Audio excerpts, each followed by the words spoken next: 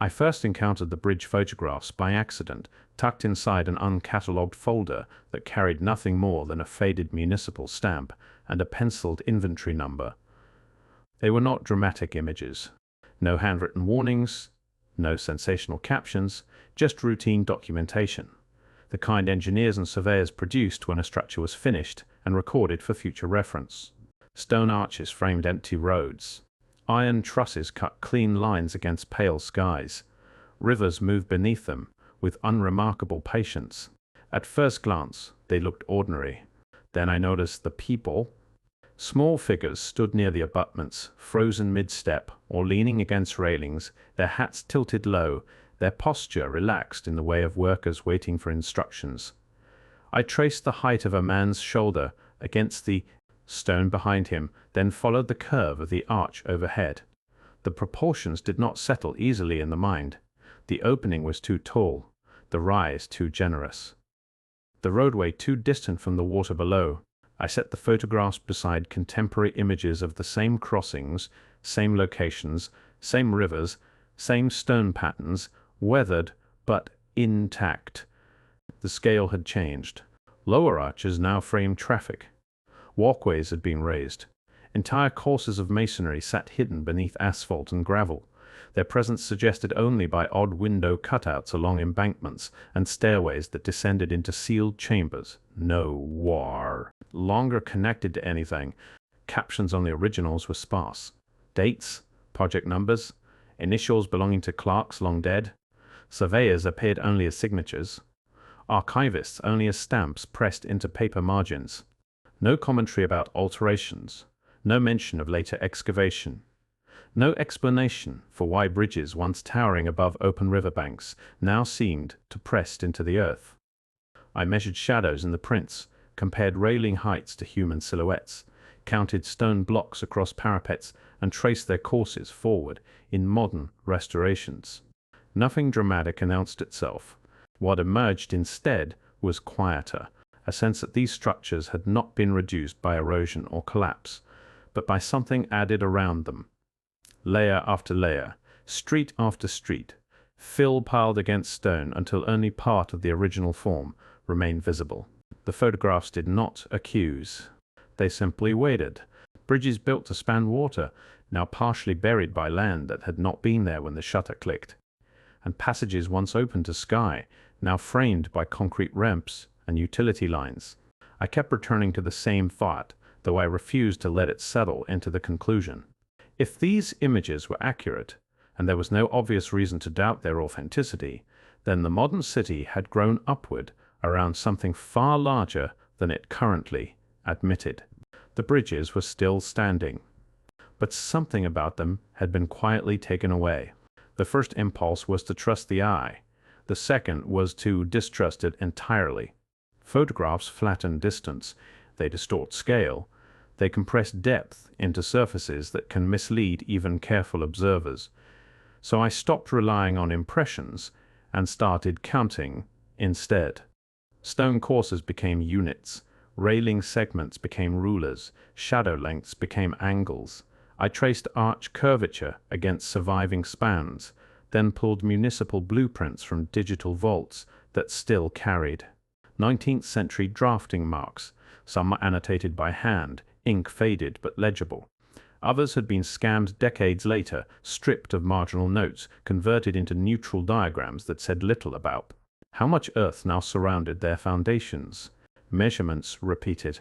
The rise of an arch that once cleared river spray by several meters now ended barely above modern traffic. Stairways visible in early prints vanished entirely in later surveys. Load paths indicated by buttresses no longer made sense. And so, unless something substantial had been added, or engineering journals mentioned retrofits, reinforcements, drainage adjustments, they did not mention burial. Names appeared only as signatures beneath calculations, inspectors, survey departments, restoration committees. Their reports were precise in what they addressed and strangely quiet about what they did not. I recalculated spans using original scale bars, then overlaid them with present-day schematics. The difference was not decorative. It was structural. A bridge designed to rise from open banks does not slowly sink without leaving scars. Subsidence fractures stone, floodwater undermines piers. None of that appeared in the records. The foundations remained sound, the masonry intact. Only the surrounding grade had changed. By meters, I wrote the number down twice, then a third time. It refused to shrink. And once something refuses to shrink, it stops feeling like coincidence and starts demanding comparison. Once the first set of measurements settled into place, I stopped thinking in terms of a single river crossing and started pulling files from elsewhere. Different cities, different countries, different climates, the same proportions. Stone arches rose higher than surrounding topography in early photographs, only to appear partially swallowed in later decades. Stairways that once descended to open embankments now ended against retaining walls. Approach roads visible in 19th century prints had been lifted, flattened, resurfaced, until they hovered above original deck lines. Permits surfaced in municipal ledgers. Railway authorities recorded upgrades. Public works departments logged resurfacing campaigns. The language was administrative and clean. Grade adjustment, flood mitigation, expansion. What it did not explain was why the changes repeated with such uniformity across places that shared no known planning authority and no coordinated construction schedules. A bridge in one region echoed the same buried lower courses as another. Thousands of kilometers away, the distances varied, the dates clustered. I arranged images side by side. Curves matched. Pier spacing repeated. The height lost to surrounding fill differed only by fractions of a meter. Workers remained frozen in captions. Municipal stamps blurred into one another. Railway logos changed shape, but not behavior. Each institution documented what it added, not what disappeared beneath it. The accumulation felt mechanical rather than accidental. Not erosion, not collapse. Intervention, once, perhaps twice. Coincidence could survive scrutiny. By the fifth site, it began to feel procedural. By the 10th, statistical. What unsettled me was not any single alteration. It was the rhythm. A narrow window in time, a global repetition, the same kind of lowering, the same kind of concealment, the same silence about what had been displaced. The bridges no longer looked isolated. They looked synchronized, and synchronization implies planning, even when no planner is named. Once I stopped thinking in terms of repairs and started thinking in terms of accumulation, the ground itself became part of the evidence. Early photographs showed daylight beneath arches that now hovered barely above modern streets. Riverbanks once sloped gently toward open water. In current surveys, those same banks had hardened into vertical walls of poured concrete and compacted soil. Lower courses of stone vanished behind embankments. Drain openings sat halfway up pillars, disconnected from any visible runoff. Reports from planning offices described the changes with sterile efficiency. Grade raised for roadway continuity. Flood mitigation implemented. Approach stabilized. Survey departments filed diagrams that began at the new surface level, as if nothing had existed below it worth recording. The earlier elevations survived only in yellowed prints and forgotten blueprints stored in remote databases. I calculated volumes, truckloads of fill, barges of sediment, entire neighborhoods elevated meter by meter. The numbers refused to behave like incidental landscaping. To raise a road is ordinary. To raise an entire district requires coordination. Across multiple cities, the pattern repeated. Not just resurfacing, but burial. Not just one side of a river, but both. Not just the roadway, but stairwells, inspection corridors, service tunnels sealed behind brickwork that carried no plaques and no dates.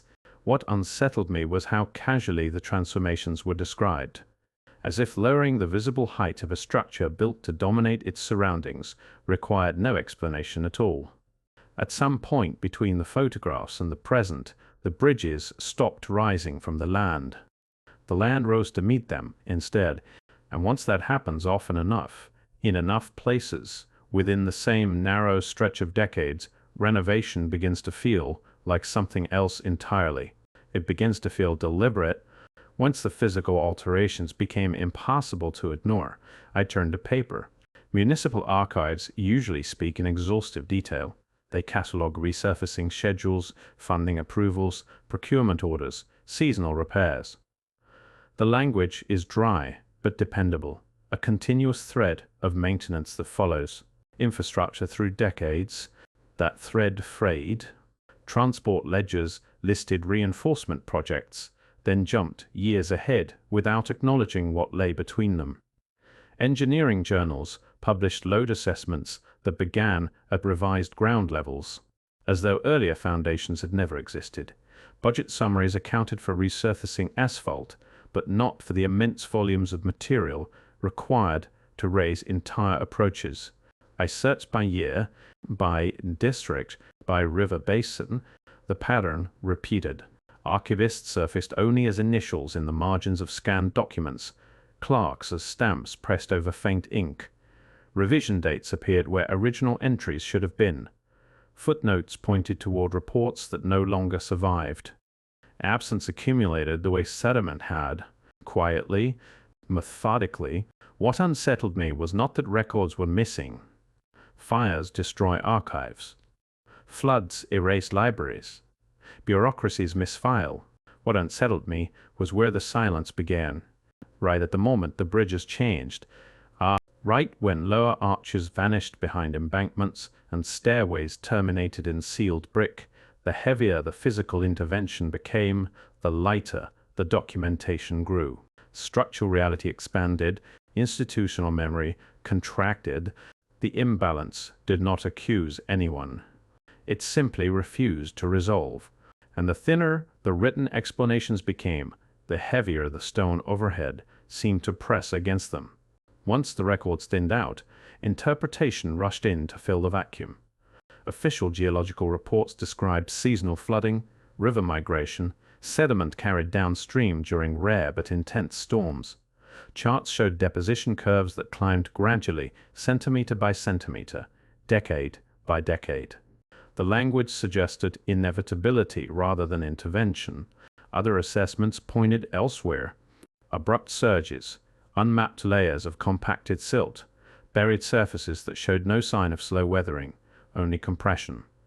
Surveyors noted density profiles that resisted ordinary erosion models.